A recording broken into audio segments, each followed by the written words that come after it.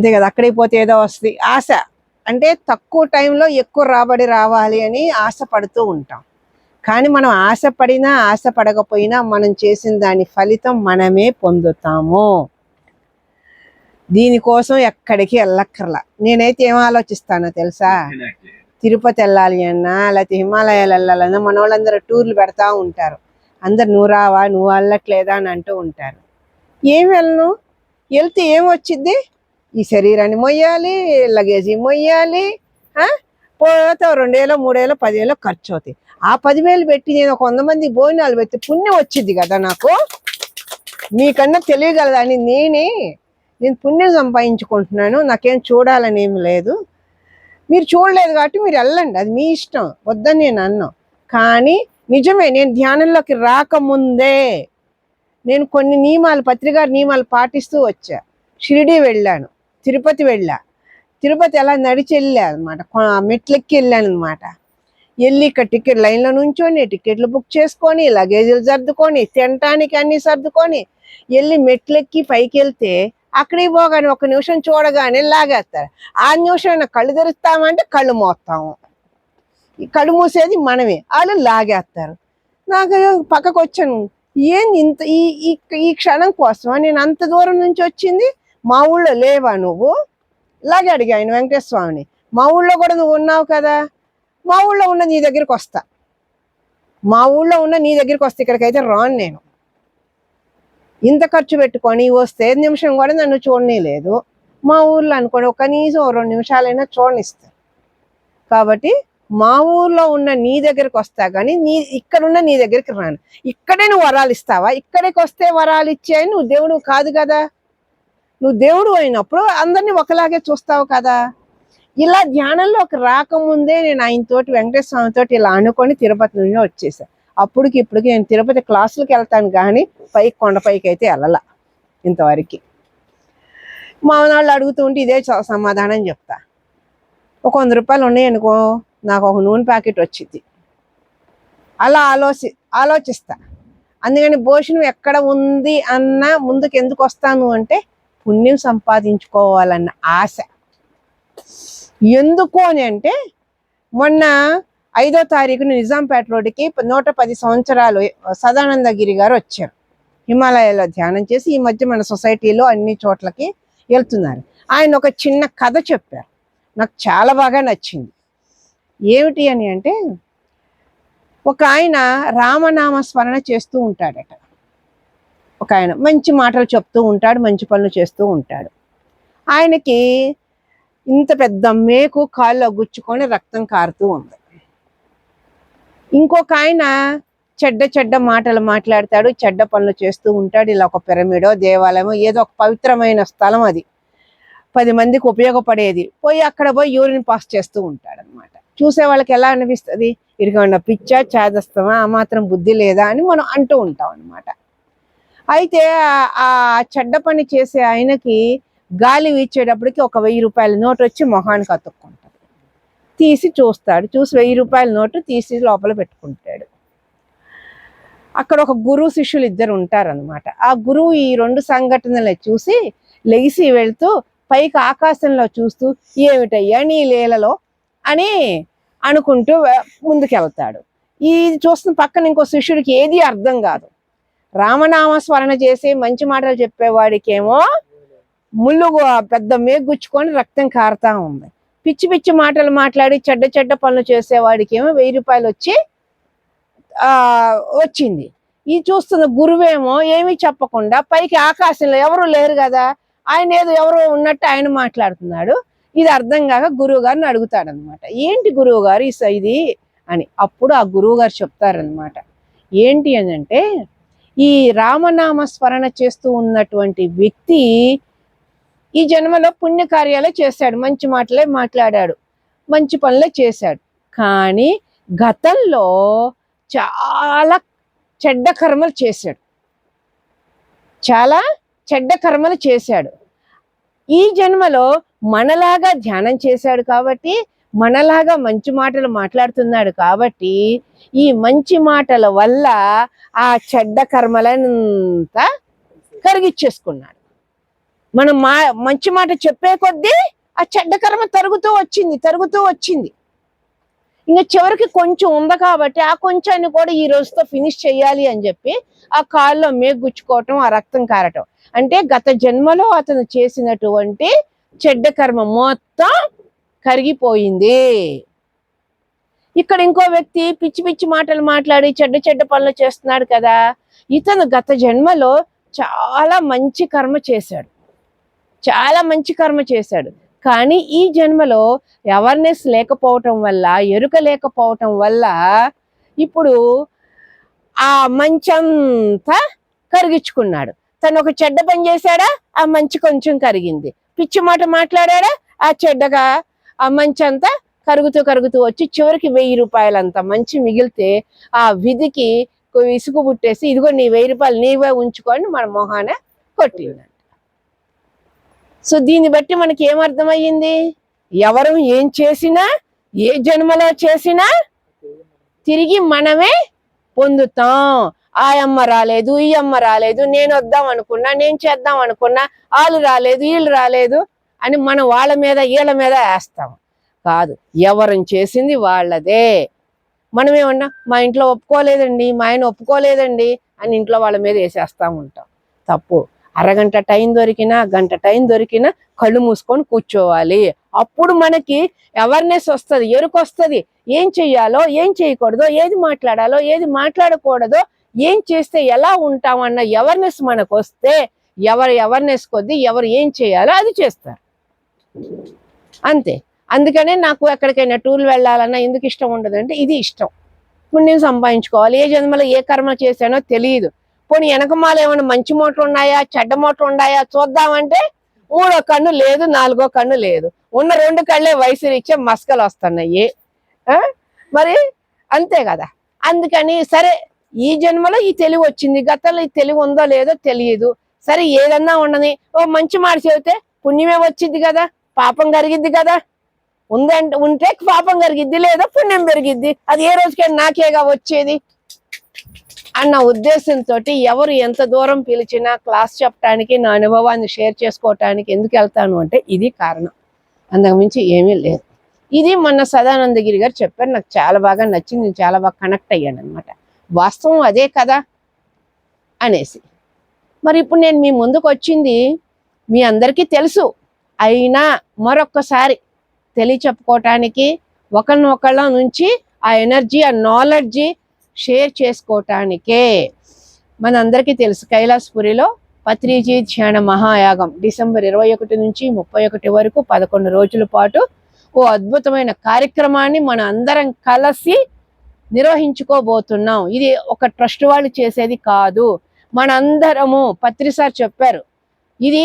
ఒకళ్ళు అడిగారు, ఒక బాగా కోటీశ్వరుడు వచ్చారు ఒక దగ్గరికి, ఎందుకండి జనాలందరినీ బుక్స్ ఇచ్చి అలా డొనేషన్ అని పంపటం, ఆ 3 కోట్లు 4 కోట్లు 5 కోట్లు ఎంత అవుతుంది కదా, నేనే ఇచ్చేస్తాను అని.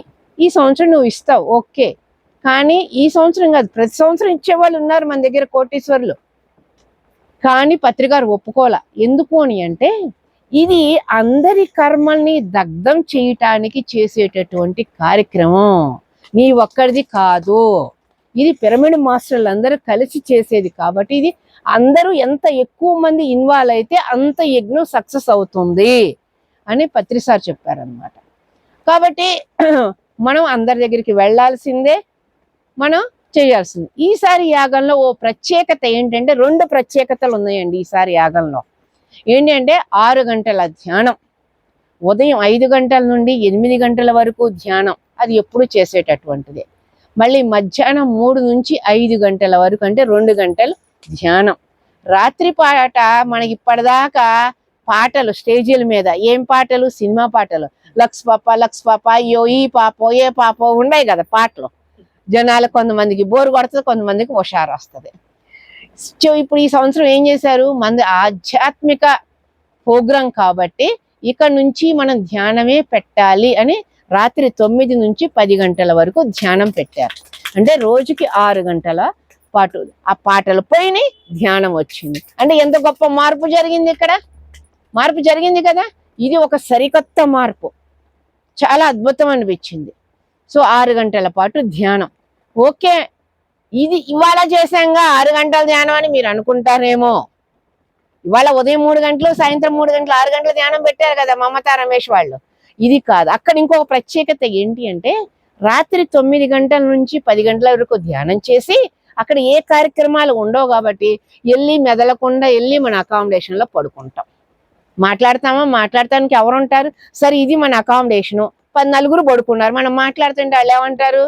మనకే మనసు రాదు, వాళ్ళందరూ నిద్రపోతున్నారు, మనం ఎందుకు మాట్లాడాలి? మనం కూడా సైలెంట్ గా ధ్యానం చేస్తాం, లేదా మళ్ళీ పడుకుంటాం తప్ప మాటలావు. మాట్లాడుతూ ఉంటేనే నీ మనసు, నీ ఫ్రీక్వెన్సీ ఇప్పుడు దాకా ధ్యానం చేసినటువంటి ఆ ఫ్రీక్వెన్సీ డౌన్ అయ్యే ఛాన్స్ ఉంటది. నువ్వు అదే కంటిన్యూగా నువ్వు పడుకున్నావు అనుకోండి, ఈ ధ్యాన స్థితిలోనే ఆ నిద్ర సాగుతుంది. మళ్ళీ తెల్లవారి ఉదయం 5 గంటల నుండే 8 గంటల వరకు ధ్యానం చేస్తాం. నువ్వు 4ంటికి లేచి స్నానం చేస్తావంటే హడావుడికి వెళ్తావు, స్నానం చేస్తావు తప్ప అప్పుడు ముచ్చట్లు పెట్టావు. లేదా వాష్రూమ్కి వెళ్ళొచ్చి మళ్ళీ ధ్యానంలోనే కూర్చుంటావు. అంటే రాత్రి 9 గంటల నుండి ఉదయం 8 గంటల వరకు కూడా నువ్వు అదే ధ్యాన స్థితిలో, అదే యోగ నిద్రతో ఉంటావు. నీ బాడీ ఫ్రీక్వెన్సీని మెయింటైన్ చేయగలుగుతావు. అలా 11 గంటల పాటు 11 రోజుల పాటు మనం అదే ఒకే ఫ్రీక్వెన్సీలో మనం ఉన్నాము అని అంటే మన ఆత్మ ఎంత పరిణామం జరుగుతుంది, మనలో ఎంత మార్పు జరుగుతుంది, మన ఆలోచనలో, మన మాటల్లో, మన బిహేవియర్లో ఎంత మార్పు జరుగుతుందండి. ఇది ఒక్కొక్కళ్ళకి, ఇది ఎవరు శ్రద్ధని బట్టి వాళ్ళకి జరిగేటటువంటి మార్పు. ఇది ఒక గొప్ప అవకాశం, గొప్ప పరిణామం మనకి ఈసారి అక్కడ. సో కాబట్టి ఈ 11 రోజుల ధ్యానాన్ని, ఈ యోగ నిద్రని దయచేసి ఎవరు మిస్ అవ్వద్దు. మనం ఎలాగో వస్తాము, ప్రతి సంవత్సరం మనం ఎన్ని రోజులు వీలైతే అన్ని రోజులు ఎలాగో వస్తాం. కానీ కొత్త వాళ్ళని కలుద్దాం, కొత్త వాళ్ళని పిలుద్దాం. వాడికి ధ్యానం తెలియదు, మాంసం తింటాడు, అయినా పిలుద్దాం. వాడు రాడు, అయినా పిలుస్తాం. ఎందుకు అని అంటే మనం ఈ రోజు ఒక బీజం వేస్తున్నాం, ఒక ఇత్తనం వేస్తున్నాం. ఇవాళ ఇత్తనం వేసామండి, తెల్లరేసరికి చెట్టు వస్తుందా? కాయలు కాస్తాయా? లేదు కదా. దానికి కొంత సమయం పడుతుంది. ఇవాళ మనం వేసిన ఇత్తనం రేపటికి పెద్ద, అది ఇంకో ఏడాదికైనా ఒక వృక్షం మారి వస్తుంది. అలా మనకి ఎవరో బీజాలు వేస్తేనే కదా మనందరం వచ్చింది. మన ముందున్న సీనియర్లు మనకు అలా బీజం వేశారు కాబట్టి ఈ రోజున మనము ఈ ప్లాట్ఫామ్ మీద ఉన్నాం. అలాగే మనం వేసే ఈ బీజాలు రేపు వాళ్ళ ద్వారా ఇంకొంత వరకు జరుగుతూ ఉంటుంది. ఈ భూమిని సజీవంగా మార్చాలంటే ఏ ఒక్కరి వల్ల కాదు, అందరం కూడితేనే ఆ పని అవుతుందన్నమాట. అందుకని కొత్త కొత్త వాళ్ళందరినీ కలుద్దాం. చుట్టాలు, ఫ్రెండ్స్ వాళ్ళు వచ్చినా రాకపోయినా పిలుద్దాం. ఈ రోజు నుంచి మనకు తెలిసిన వాళ్ళందరినీ రోజుకో 10 మందినో 20 మందినో పిలవటం అలవాటు చేసుకుందాం. మనం పిలిచే పిలుపే రేపు కార్యక్రమానికి విజయం. ఇవాళ మనకు షాప్కి వెళ్తాం, ఆడు ముందు డొనేషన్ అడగగానే కింద నుంచి పైదాకా చూస్తారు. ఫస్ట్ మామూలుగానే ఏంటి కాళ్ళు చేతులు బాగానే ఉన్నాయిగా, అడుక్కోవటానికే వచ్చావు, ఏం వాయి వచ్చింది నీకు, ఇది ఒక యాషమా అని. అంటే మనం యాగం కోసం అడుగుతున్నామని, విశ్వ కళ్యాణం కోసం అడుగుతున్నామని వాళ్ళకి తెలియదు. వాళ్ళకి తెలిసింది అదే కాబట్టి అలాగే మాట్లాడతారు. మనకి తెలుసు కదా. మనకు తెలిసినప్పుడు మనం దాన్ని వివరించి చెప్తాం. కొంతమంది ఇనే ఓపిక ఉండదు. విన్నాడు అంటే వాడికి డెఫినెట్ గా వస్తాడు, వినలేదు అన్నా మన పాంప్లెట్ అందుకున్నా వాడు ఏదో ఒక రోజుకి వస్తాడు. పిలవగల్లగానే మనకు ఒక 500 ఇచ్చేసారు, రెండో షాప్ వాడు ఇచ్చేసాడు, మూడో, మనకి ఆంజనేయ స్వామి లాగా ఇంకా ఎనర్జీ పెరుగుతూ ఉంటది, ఉత్సాహం వస్తుంది. ఇంకో షాప్ వాడు పిచ్చ తిట్లు తిట్టాడు, అప్పుడు ఆ ఎనర్జీ అంతా డౌన్ అయిపోతుంది. ఇలా స్టార్టింగ్ లో అందరి అనుభూతులు అవే. కానీ చేయగా ఏమవుతుంది, వాడు ఇచ్చాడా ఓకే థ్యాంక్స్, ఇవ్వలేదా థ్యాంక్స్ చెప్తున్నాం, వాడు తిట్టినా మనం యాక్సెప్ట్ చేస్తున్నాం, పట్టించుకోవట్లేదు వాడిని. ఎందుకంటే అది తెలియక చేస్తున్నాడు కాబట్టి దాన్ని మనసులోకి తీసుకోవట్లా. మనం ఓకే అనుకొని పక్కకు వస్తున్నాం, ఇచ్చినా ఓకే అనుకుంటున్నాం, ఇచ్చినా ఇవ్వకపోయినా రెండింటిని సమస్థితిలో తీసుకొని మన స్థిత ప్రజ్ఞతని పెంచుకోవటానికే ఈ యాగం. ఈ అడగటంలో ఏంటి నేర్చుకుంటున్నాం అంటే అహంకారం పోవటంతో పాటు మన స్థిత ప్రజ్ఞతని పెంచుకుంటున్నాం. ఇచ్చినప్పుడు పొంగిపోవట్లేదు, ఇవ్వనప్పుడు కృంగిపోవట్లేదు. రెండు, ఇది నా కోసం కాదు, ఇది వాడు 100 రూపాయలు ఇచ్చినా నేను తీసుకోను, వాడు 1000 రూపాయలు ఇచ్చినా తీసుకున్నాడు, రూపాయి ఇవ్వకపోయినా నేను తీసుకోను. నేను విశ్వకార్యం కోసం మొదలెట్టా. నేను అడుగు బయటకేస్తే నా ద్వారా ఏం జరగాలో, నాలో ఉన్న శ్రద్ధను బట్టి, నాలో ఉన్న డెడికేషన్ బట్టి నా ద్వారా ఏం జరగాలో ఆ ప్రకృతి చూసుకుంటుంది, పత్రిజీ చూసుకుంటారు, మనం కాదు అన్న ఒక నమ్మకంతో మనం బయటికి వెళ్తే మన ద్వారా ఏం జరగాలో ఎంత జరగాలో అంత డెఫినెట్ గా జరిగి తీరుతుంది. అలా కాకుండా మనం ఏం చేస్తున్నాం అంటే మన శక్తిని మనమే స్పీడ్ బ్రేకర్లు వేసేసుకుంటున్నాం. నా వల్ల కాదు, నాకు చేత కాదు, నీ వల్ల కాదు, ఏమీ అవ్వదు, ఇంకో జన్మ ఉంటుంది. సింపుల్ గా భగవద్గీతలో కృష్ణుడు చెప్తాడు కదా, ఈ దేహాన్ని వదలటం అంటే చినిగిన చొక్కాని వదలటం లాంటిది అని. ఈ చొక్కాని వదిలి ఇంకో చొక్కా వేసుకుంటాం, ఇంకో జన్మ. ఇంకో జన్మలో ఇలాంటి యాగాలు ఉంటాయా? ఇంత పుణ్యం సంపాదించుకునే అవకాశం మనకు ఉంటుందా? ఇంత అవేర్నెస్ ఉంటుందా? ఒక్కసారి ఆలోచించండి. మన మానవుడి యొక్క సంకల్పం ఎంత గొప్పది అంటే అంత గొప్పది. మీరు పత్రిక రాసినటువంటి సంకల్ప శక్తి బుక్ చదివితే ఆ సంకల్పంలో ఎంత శుద్ధి ఉంటే, ఎంత శ్రద్ధ పెడితే అంత తొందరగా సిద్ధిస్తుంది అని ఆ బుక్ యొక్క సారాంశం. అయితే ఇక్కడ సంకల్పం అనే మాట వచ్చింది కాబట్టి మీకు ఇంకో చిన్న కథ చెప్తా. నన్ను ఇన్స్పిరేషన్ చేసిన కథ ఇది. నేను ఎక్కడంటే డిఎస్పి సరిత గారని గుంటూరు పోలీస్ ఆఫీసర్, చాలా బాగా చెప్తారు ఆవిడ, చాలా బాగా మోటివేషనల్ స్పీకర్ ఆవిడ చెప్పింది అనమాట ఈ మధ్య. ఏంటి అంటే ఏదో ఒక పక్షి పేరు చెప్పలా. ఆ పక్షి గుడ్లు పెడుతుంది. గుడ్లు పెడితే ఎక్కడ పెట్టిద్ది? సముద్రం పక్కన పెట్టిద్ది. ఆ సముద్రుడు వచ్చి అలొచ్చిద్ది కదా సముద్రానికి, ఈ గుడ్లన్నిటిని లోపలికి లాక్కెళ్ళిపోతుంది. పక్షి వచ్చి చూస్తుంది, ఓ సముద్రంలో తీసుకెళ్ళిపోయాడా, నీకు బుద్ధి లేదా, నీకు సిగ్గు లేదా, నా గుడ్లకు పనికొచ్చాయా నీకు అని తిట్టిద్ది. పక్షి సముద్రాన్ని తిట్టిద్ది, మళ్ళీ గుడ్లు పెట్టిద్ది, మళ్ళీ అలొచ్చి మళ్ళీ తీసుకెళ్తుంది, మళ్ళీ వచ్చి చూసి మళ్ళీ తిట్టిద్ది అనమాట. నీకు ఎన్నిసార్లు చెప్పినా సిగ్గు లేదు, శరం లేదు, అది లేదు, ఇది లేదు. చివరి మూడోసారి అలాగే జరిగిద్ది. మూడోసారి తిట్టిద్ది. అప్పుడు ఎన్నిసార్లు చెప్పినా నీకు సిగ్గు లేదు అని చెప్పేసి నిన్నేం చేస్తానో చూడు అని నిన్నెలాగైనా సరే ఈ మట్టిలో కప్పేస్తా. ఇంత పక్షి ఏమంది? సముద్రుణ్ణి కప్పేస్తా అని ఒక సంకల్పించుకుంది. వినటానికి ఆశ్చర్యంగా ఉంది కదా. పక్షి సంకల్పించుకుంది. అందుకని ఏం చేసింది? ఆ పక్షి ఆ మట్టిలో అటు ఇటు పొరలాడిద్ది. ఆ రెక్కలకు అతుక్కుంటది కదా ఆ మట్టి, వెళ్ళి ఆ సముద్రంలో మునిగిద్ది. ఆ మునగటం వల్ల అంత మట్టి ఆ సముద్రంలోకి వెళ్తుంది. ఇలా ఎన్నిసార్లు చెయ్యాలి? ఇది చూస్తుంటే దాని హస్బెండ్ పక్షి ఉంటుంది కదా, వచ్చి ఏంటి అంటే మన గుడ్లన్నిటినీ ఆ సముద్రం లాక్కెళ్ళిపోతున్నాడు. ఎన్ని తిట్టినా సిగ్గుండట్లేదు. అందుకని దాన్ని ఎలాగైనా కప్పేయాలి మనం అనుకుంటే, ఓ నిజమే అని చెప్పేసి ఆ హస్బెండ్ పక్షి కూడా దానికి హెల్ప్ చేస్తూ ఉంటుంది. రెండు పక్షులు అలా మిగిలిన పక్షులు వచ్చి చూస్తే ఏం చేస్తున్నారు మీరు అని అంటే, మన పక్షి జాతికి అన్యాయం జరిగింది, మన పక్షి జాతికి అన్యాయం జరిగింది, మన గుడ్లన్నిటినీ సముద్రం లాక్కెళ్ళిపోతున్నాడు, అందుకే ఆ సముద్రాన్ని కప్పేద్దాం అనుకున్నామంటే, నిజమే మాకు కూడా అలాగే జరిగింది అని చెప్పేసి ఆ పక్షి ఏం చేస్తుందంటే, మా మిగిలిన పక్షులు అన్నీ వచ్చి అలాగే చేస్తూ ఉంటాయి అన్నమాట. మట్టిలో పొల్లాడతాం, తీసుకే సముద్రంలో మునగటం. ఆ నోట జటాయువుకి తెలిసింది, గరుడ పక్షికి తెలిసింది. ఆ పక్షులన్నీ వచ్చి పెద్ద పెద్ద కొండరాళ్ళను కూడా తీసుకొచ్చి ఆ సముద్రంలో వేస్తుంది. గరుడ పక్షి ఎవరి వాహనం అండి? విష్ణుమూర్తి వాహనం. ఒక రోజు ఎక్కడికో వెళ్ళాలనుకున్నాడు, ధ్యానమాయాగం కదా, కడతాలు ఎలా ఉందో చూసొద్దామని బయలుదేరదాం అనుకుంటే ఎక్కడుంది? వాహనం లేదు, ఆ గరుడ పక్షి లేడు. ఎక్కడికి వెళ్ళాడు అంటే, ఆ పక్షి జాతికి ఏదో అన్యాయం జరిగిందని భూలోకానికి వెళ్ళాడు. అరే నేను కూడా భూలోకానికి కడతాలు వెళ్దాం అనుకున్నాను, కానీ మరి ఎలా వెళ్ళాలి నేను అనుకొని ఆయన కూడా వస్తాడనమాట. ఇక ఆయన కూడా వస్తాడు, వచ్చి అడుగుతాడు ఏం జరిగిందంటే జరిగిందంతా చెప్తారు. అప్పుడు విష్ణుమూర్తి సముద్రుడిని పిలిస్తే వచ్చి ఆ పక్షి గుడ్లు తెచ్చిచ్చేసాయి నువ్వు అని అంటాడు.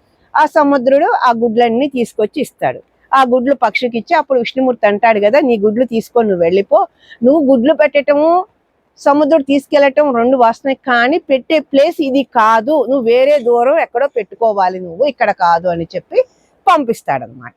ఆ పక్షి వెళ్ళిపోయింది. చూడండి, ఒక చిన్న పక్షి ఎంత ఉంటుందండి, తూకం వేస్తే చెట్టాకు కూడా ఉండదు.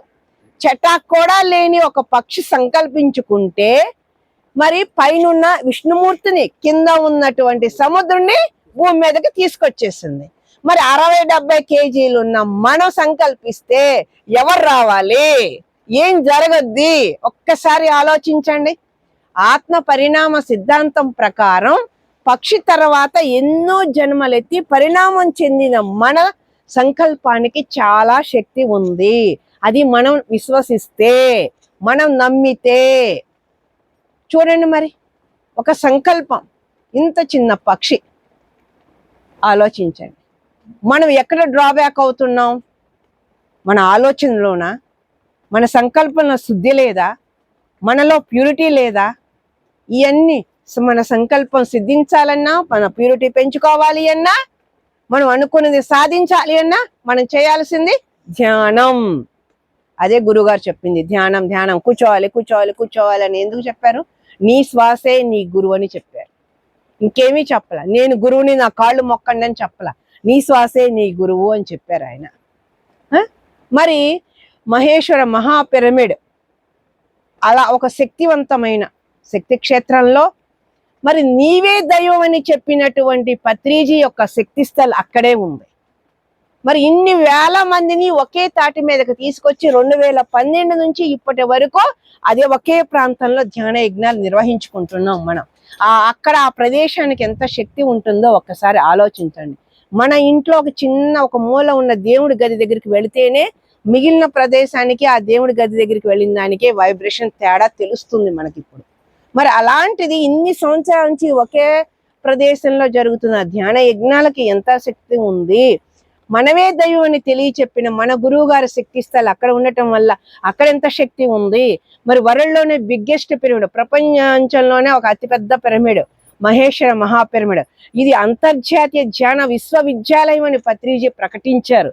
మరి అలాంటి ఒక గొప్ప శక్తి క్షేత్రం అక్కడే ఉంది.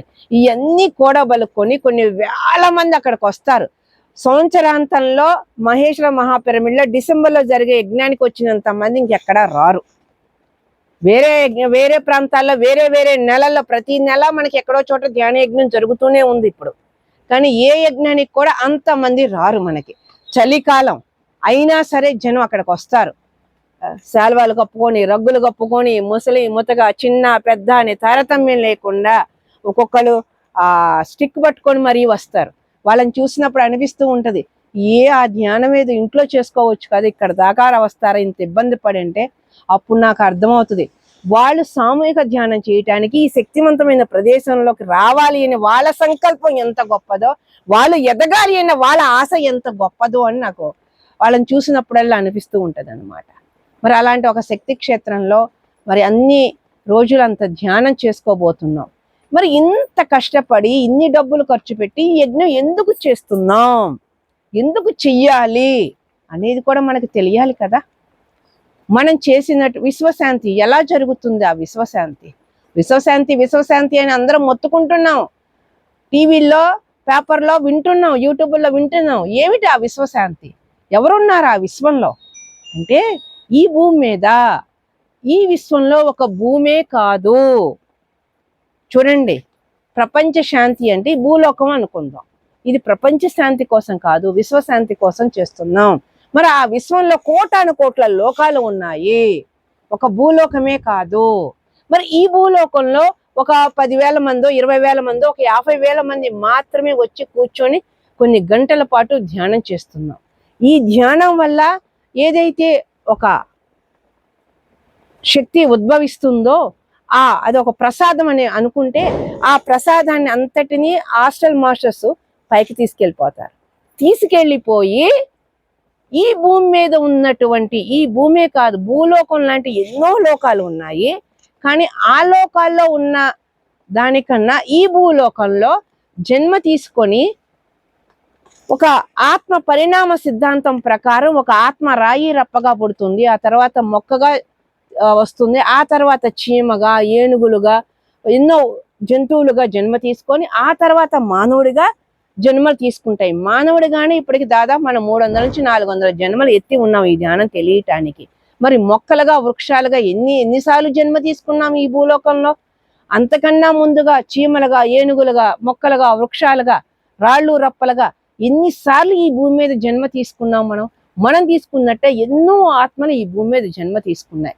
ఈ భూమి మీద ఎన్ని ఆత్మలైతే ఉన్నాయో, రాళ్ళు రప్పలుగా, మొక్కలుగా, వృక్షాలుగా, చీమలుగా, ఏనుగులుగా, మనుషులుగా, మాంసం తినేవాడు, తిననివాడు, ధ్యానం చేసేవాడు, చెయ్యనివాడు, ఇలా ఎన్నో ఆత్మలు ఈ భూమి మీద ఉన్నాయి. మనం చేసిన ఈ ధ్యాన యాగ ప్రసాదాన్ని ఏదైతే ఉందో, యాగం యొక్క 11 రోజుల యాగం యొక్క శక్తిని పైకి తీసుకెళ్ళిపోయి ఆ ఆస్ట్రల్ మాస్టర్స్ ఆ ప్రసాదాన్ని ఈ భూమి మీద పరిణామ క్రమానికి ఈ భూమి మీదకి దిగిన ప్రతి ఆత్మకి సమంగా పంచిపెట్టబడుతుంది. ఆ ప్రసాదాన్ని మనం చేసేటటువంటి ఈ యాగం అన్ని ఆత్మలకి పంచిపెడుతుంది. అంటే అన్ని ఆత్మల పరిణామానికి మనం ఇసుకరేణువంత పాత్ర మనదైతే మన ఆత్మ ఎంత ఉన్నతీకరించబడుతుందో ఒక్కసారి ఆలోచించండి.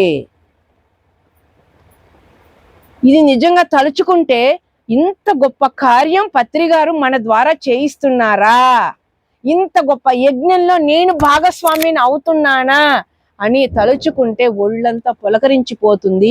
ఈ జన్మే కాదండి, ఈ భూలోకంలో ఎన్ని జన్మలు ఉన్నా ప్రతి జన్మ ఆ పత్రిజీకి రుణపడే ఉండాలి. అంత గొప్ప కార్యం మనతో చేయిస్తున్నారు పత్రిజీ. మనం రాముడు దేవుడని నమ్ముతాం. అందుకే కదా గుడికి వెళ్ళి గుళ్ళు కట్టి ప్రసాదాలు పెట్టి వడపప్పులు పానకాలు ఇచ్చి కళ్యాణం చేసి ఇన్ని చేస్తూ ఉన్నాం కదా. మరి అలాంటి రాముడు దేవుడిని నమ్మిందే, మరి రాముడు చిట్టికేస్తే వారధి కడతాడు కదా. ఆయన శక్తిమంతుడేనే కదా, ఆయన వరాలు ఇస్తాడనే కదా మనందరం ఆయన దగ్గరికి పోతుంది. మరి అలాంటి ఆయన వారధి కట్టడానికి ఎవరి సహాయాన్ని తీసుకున్నాడండి? ఒక్కసారి ఆలోచించండి. అంటే రామాయణం అనే మహాకావ్యంలో ఆ చిన్ని ప్రాణికి ఒక ప్రముఖమైన స్థానాన్ని కల్పించాడు ఆనాటి రాముడు. ఇవాళ పత్రిజీ భూమి మీద నేను దేవుణ్ణి అని చెప్పలేదు, కానీ ఆయన దేవుడే. ఆయన ఏ రోజు చెప్పలా, కానీ ఆయన దేవుడే. ఆయన ఎవరి అనుభూతులకే వాళ్ళకి అర్థం అవుతుంది, ఎవరి అనుభవాల ద్వారా వాళ్ళకి అర్థమవుతుంది ఆయన దేవుడే అని చెప్పటానికి. మరి అలాంటి దేవుడు చిట్టుకేస్తే యజ్ఞం చేయలేడా? ఇలాంటి యాగాలు చేయలేడా? మరి మనందరినీ భాగస్వామ్యం చేయించి మన ఆత్మ ఉన్నతికి అవకాశాన్ని ఇచ్చారు. అందుకని ఆ ఇచ్చిన అవకాశాన్ని మనందరము సద్వినియోగం చేసుకుందాం. ఇది ఏ ఒక్కరూ చేసేది కాదు, అందరం కలిసి చేసేటటువంటిది, అందరి కోసం చేసేటటువంటిది. మన ఇంట్లో వాళ్ళు రారు, కానీ ఆ యాగ ప్రసాదం మన ఇంట్లో వాళ్ళకి వస్తుంది. గమనించండి, గుర్తుపెట్టుకోండి. అసలు ఎంత అద్భుతమైన కార్యక్రమం భూమి మీద. డిసెంబర్ ఎప్పుడు వస్తుందా, ఆ యజ్ఞంలో 11 రోజులు ఎప్పుడు పాల్గొంటామా, అది నిజంగా చూడటానికి కళ్ళు ఉండాలి. అంతమంది అలా కూర్చొని ఒకే సమయంలో ధ్యానం చేస్తూ ఉంటే నిజంగా నేను స్టేజ్ ఎక్కి దాన్ని చూస్తానండి. అసలు ఎంత అద్భుతంగా అనిపిస్తుందో, అసలు ఒక కడుపు నిండిపోద్ది, మనసు పులకరించిపోతుంది అన్నమాట. రోజు చూస్తాను నేను ఆ ధ్యానం చేసే ఆ సమయాన్ని. కాసేపు వచ్చి ఎంత ఆనందాన్ని పొందుతామో, ఎంత తృప్తి పొందుతామో. ఇక ఆ భోజనాలు 3 పూటలకి అక్కడ కౌంటర్కి అసలు ఖాళీ ఉండదు. ఈ 24 గంటలు ఒక కౌంటర్ అయితే రన్నింగ్ లో ఉంటానే ఉంటది. టిఫిన్ ఉదయం 6:30-7కే టిఫిన్ స్టార్ట్ చేస్తారు. వేడివేడిగా ఆ టిఫిన్లో 2 రకాలు. మన ఇంట్లో కూడా అంత వేడిగా తినమండి. పిల్లలు మగాళ్ళు వెళ్ళిపోయాక తిందామంటే ఆరేపోయి వస్తుంది ఆ టిఫిన్. మనం చేసుకుంది ఒక రకమే. ఆ చట్నీ అయిపోతే ఏ నిలవ పచ్చడి వేసుకొని తింటాం, అవునా? అక్కడ 3 పూట్ల వేడివేడిగా కమ్మగా పెడతారు. అంత వేడి పదార్థాన్ని అక్కడే తింటామండి. వేడివేడిగా. మరి ఆడవాళ్ళకైతే మహా పండగ. వండుకునే పని లేదు, కడిగే పని లేదు. 11 రోజులు అప్పుడే అయిపోయినాయి అనిపిస్తుంది. అక్కడ ఇంకొక ప్లస్ పాయింట్ ఏంటంటే, ఇక్కడ ఇంట్లో మనం కాస్త ఒక అరగంట గంట లేటుగా తింటే సాయంత్రం తినబుద్ధి కాదు, ఆకలి అవ్వదు, పొట్ట నిండుగా ఉందలే అని ఆపడిని పడుకుంటాం. అక్కడ ఆ ఎనర్జీ ఏంటో, 3 పూటలా తినేది ఎక్కువే తింటాం, 3 పూటలు అరిగిపోతానే ఉంటది, స్పీడ్గా అరిగిపోద్ది అనమాట. మన లోపల ఉన్నటువంటి ఆ జటాయువు, ఆ జఠరాగ్ని నిజంగా ఎంత పని చేసిద్దో తెలియదు, కానీ అసలు తింటానే ఉంటాం, అరిగిపోతానే ఉంటది అక్కడ. బాబా ఇంత దూరం ఉంది కదా, ఏం వెళ్తాంలే, సాయంత్రం వెళ్ళొద్దు అనుకుంటా నేను.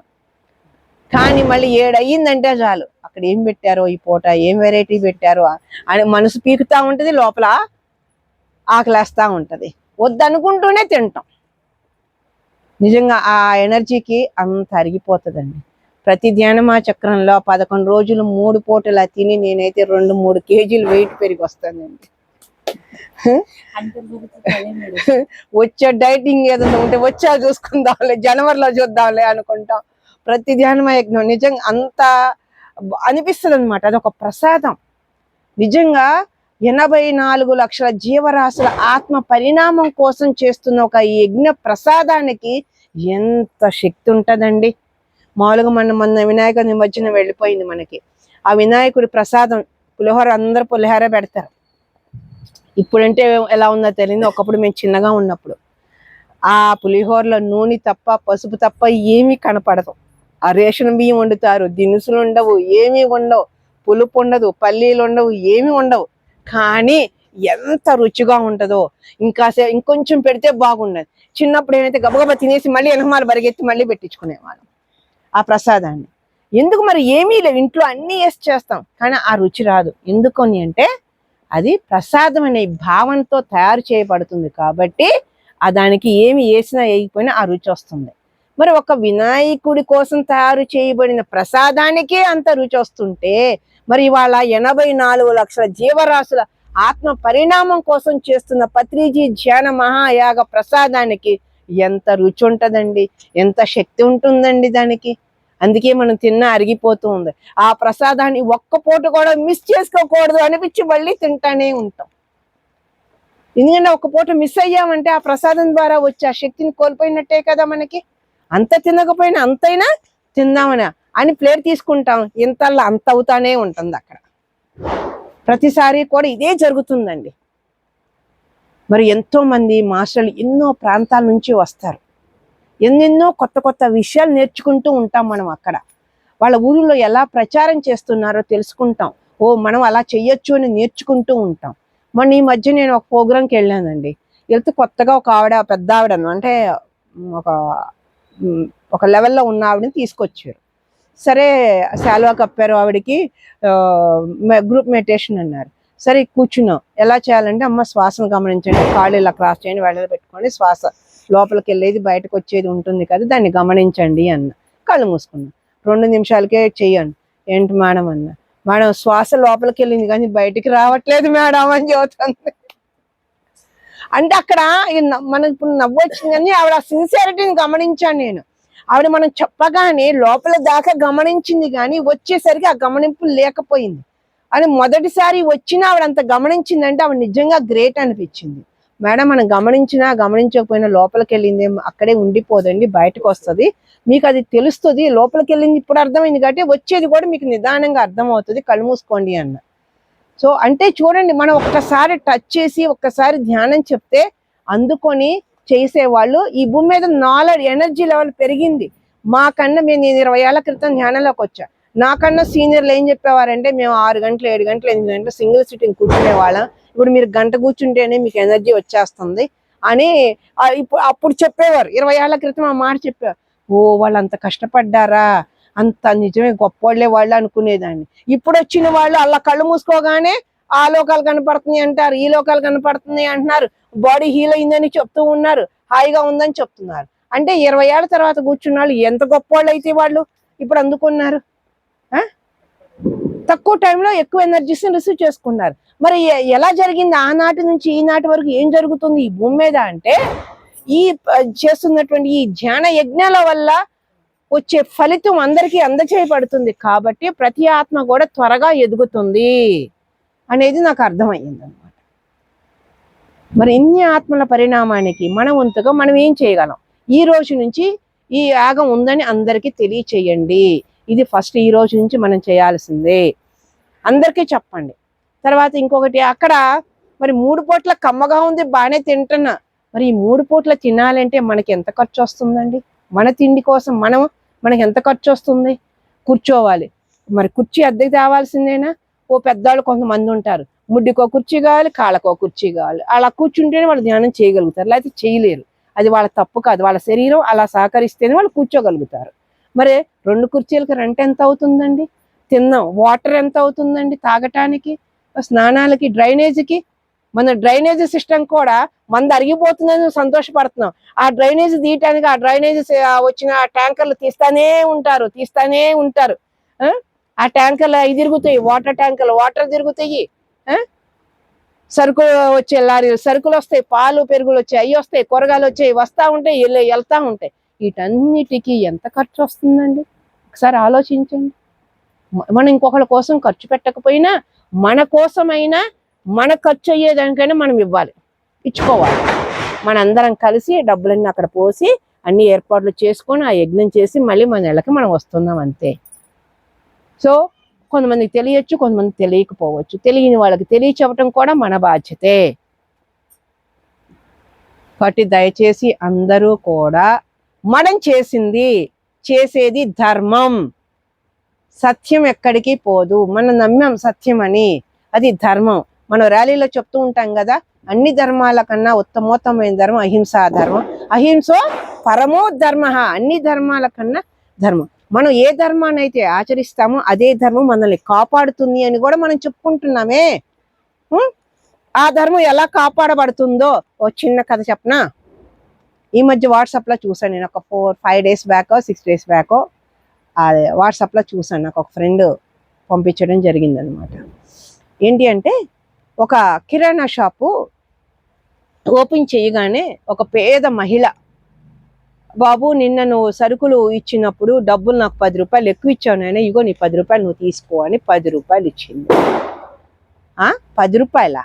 అదేందమ్మా 5 రూపాయలు తగ్గిమని నిన్ను అరగంట గొడవ చేసావు, 5 రూపాయలు తగ్గించబడి అరగంట గొడవ చేసిందంట, ఇవాళ 10 రూపాయలు తీసుకొచ్చి ఇస్తున్నావేంటి అని అడిగాడు ఆ షాప్ అతను. చూడండి ఇక్కడ లాజిక్. బేరం ఆడటం నా హక్కు, రేటు బేరం కుదిరిన తర్వాత ఇవ్వటం అనేది నా బాధ్యత. హక్కు బాధ్యత రెండు ఉన్నాయని ఆ మహిళ చెప్పింది, పేద ఆవిడ. ఎక్కడి నుంచి వచ్చావు? రాత్రి వచ్చానయ్యా, నేను ఇంటికి వెళ్ళి చూసుకున్నాను, రాత్రే వచ్చాను, కానీ అప్పటికే నువ్వు షాప్ మూసేసావు అందుకని ఈ పూట వచ్చాను అని చెప్పింది. ఎక్కడి నుంచి వచ్చావమ్మా? కుక్కట్పల్లి నుంచి వచ్చాను అని చెప్పింది. అమ్మ, అక్కడి నుంచి 2 సార్లు వచ్చావా 10 రూపాయలు ఇవ్వటం కోసం అని ఆశ్చర్యపోతాడనమాట. అవునండి, ఎవరి సొమ్ము అట్టి పెట్టుకోకూడదు, పరుల సొమ్ము పాము లాంటిది, ఎవరి సొమ్ము మనకు అవసరం లేదని నా భర్త నాకు చెప్పాడు, కానీ ఆయన ఇప్పుడు లేడు, కానీ ఆయన మాట నేను గౌరవించాలి కదా అని ఆ మహిళ చెప్పిద్ది అనమాట. చెప్పేటప్పటికి ఈవిడ చెప్పిన ఈ సంఘటన ఆ షాప్ అతనిలో ఒక మార్పు తీసుకొస్తుంది అనమాట. తీసుకొచ్చి అతను ఇంకో షాప్ నుంచి సరుకు తెచ్చుకుంటాడు కదా, ఆ తెచ్చుకునే క్రమంలో 300 ఇతనికి ఎక్స్ట్రా వస్తాయి, కానీ ఇతను ఇవ్వలేదు. ఎప్పుడైతే ఈవిడ 10 రూపాయలు ఇచ్చిందో ఆ 300 ఇవ్వాలి అన్న ఆలోచన కలిగి ఆ 300 తీసుకెళ్లి ఇంకో సేటుకి ఇస్తాడనమాట. అదేమిటయ్యా, ఇంకోసారి వచ్చినప్పుడు ఇవ్వచ్చు కదా, ఈ 300 ఇవ్వటానికి నువ్వు ఇంత దూరం రావాలా, మళ్ళీ వస్తే అయిపోయేది కదా అని అంటాడనమాట ఆ సేటు. అంటే ఏ రోజు ఎవరు ఉంటామో ఎవరిని పోతామో తెలియదు కదండి, నేను పోతే నా అప్పు ఎలా తీరిద్ది, అందుకని నేను ఉండగానే ఇవ్వాలని వచ్చానని చెప్పేసి ఆ 300 ఇచ్చి వస్తాడనమాట.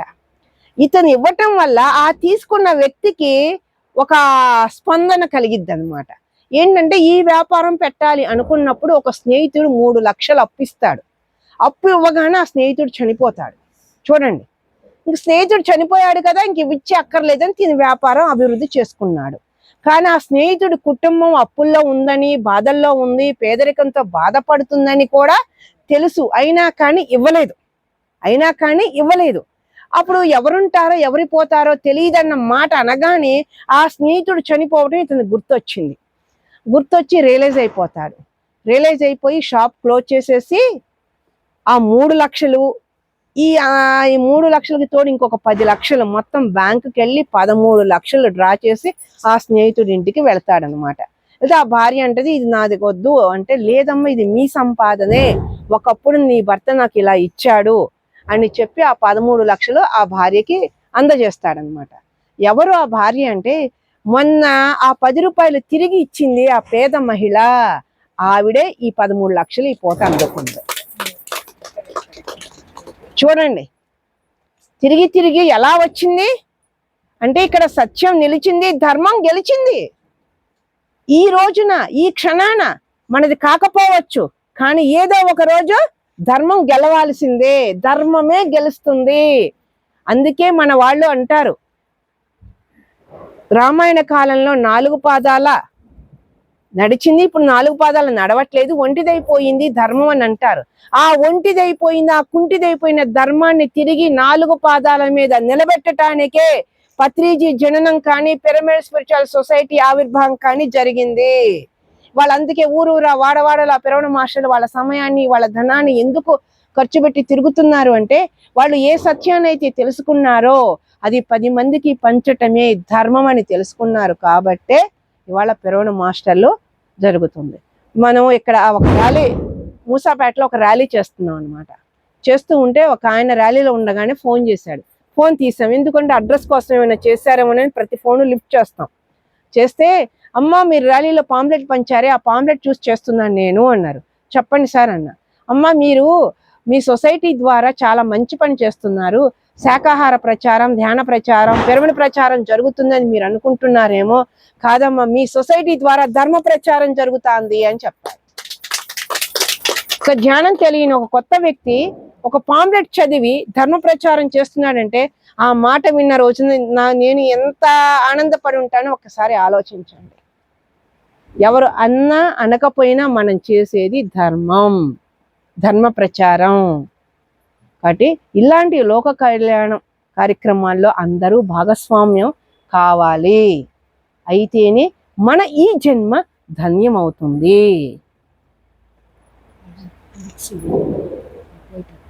అవునా?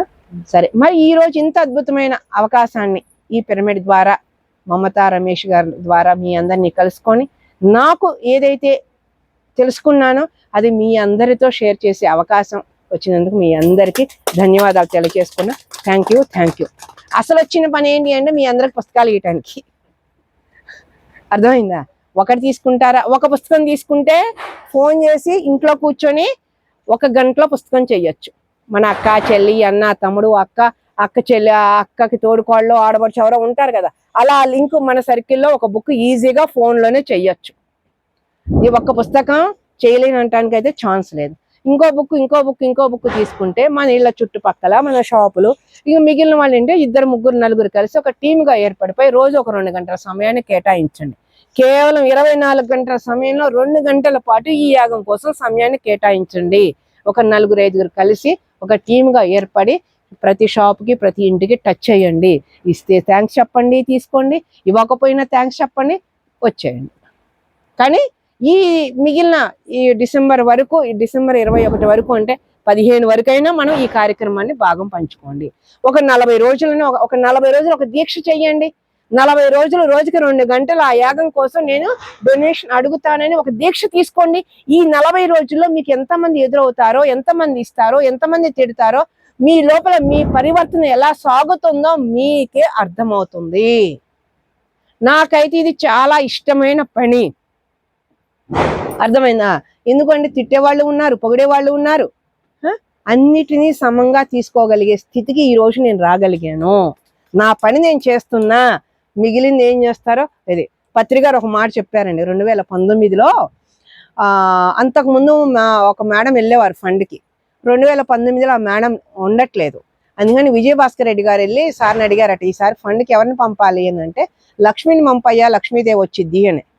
విజయభాస్కర్ రెడ్డి గారు వచ్చి చెప్తే నాకు ఈయనేమైనా బిస్కెట్ వేస్తున్నారేమో అని ఒక డౌట్ వచ్చి నేను పత్రికారిని అడిగాను. సార్ ఇలా సార్ వెళ్ళమంటున్నారు విజయభాస్కర్ రెడ్డి గారు అని చెప్తే సార్ ఒకటే మాట చెప్పారు, అడగందే అమ్మైనా పెట్టదు, అడిగితే అమ్మ కాని అమ్మ కూడా పెడుతుంది మేడం, వెళ్ళండి అన్నారు. ఆ వెళ్ళండి అనే ఒక మాటని పట్టుకొని ఆ రోజు నుంచి ఈ రోజు వరకు నేను జనంలోకి వెళ్తున్నా.